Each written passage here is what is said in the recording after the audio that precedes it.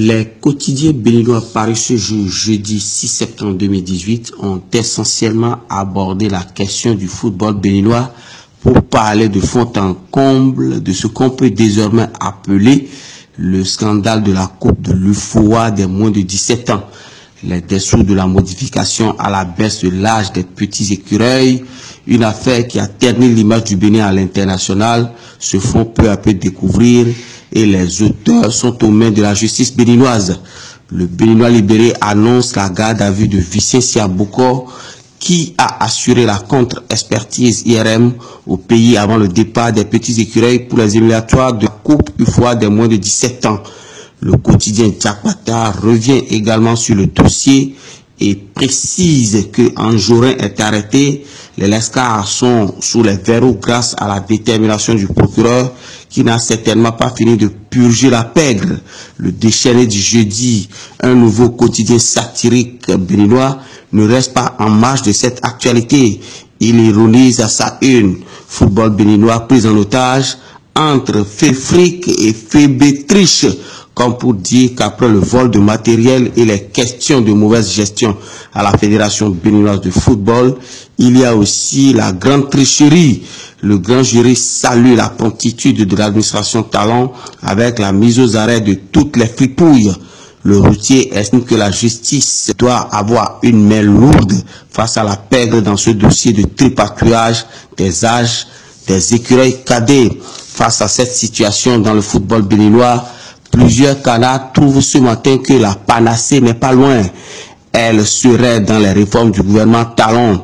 L'investigateur et le challenge sont du même avis et estiment que la création des classes sportives à terme est l'antidote de ce mal pernicieux. Nouvelle expression titre. Instauration des classes sportives et associations sportives communales, la thérapie du gouvernement contre la foudre sur l'âge des sportifs béninois. Un autre sujet qui a préoccupé la presse béninoise en ce jeudi, c'est la cession du pont de Malanville. En effet, Malanville est coupé du reste du Bénin depuis hier avec l'effondrement de son pont.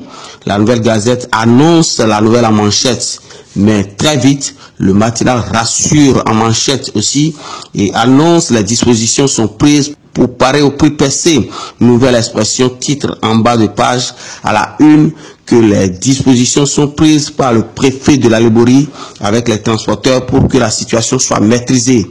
À l'Assemblée nationale, la commission des lois accepte dans l'étape de la plénière de confier 5 ex-ministres à la haute cour de justice. La nation titre à sa une poursuite de 5 ex-ministres devant la haute cour de justice. La commission des lois du Parlement donne un avis favorable. Pendant ce temps, le matinal, le Béninois libéré et Nouvelle Expression publie l'intégralité de la loi sur le code électoral qui continue de faire couler beaucoup d'encre et de salive. Pêle-mêle à présent, Matin Libre annonce que le quotidien La Nouvelle Tribune vient tester en justice la HAC. Sa suppression paraît abusive à ses yeux et le journal de Vincent Folly a choisi de saisir la justice béninoise pour se donner raison.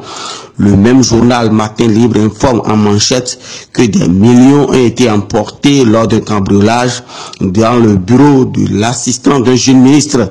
À quelques heures de la rentrée scolaire, le ministre Maunokpo diagnostique les mots qui minent le système éducatif béninois. L'investigateur et Nouvelle Expression s'intéresse aux mesures nouvelles.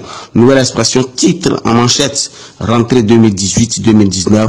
Maunokpo annonce les grandes réformes pour une année scolaire apaisée.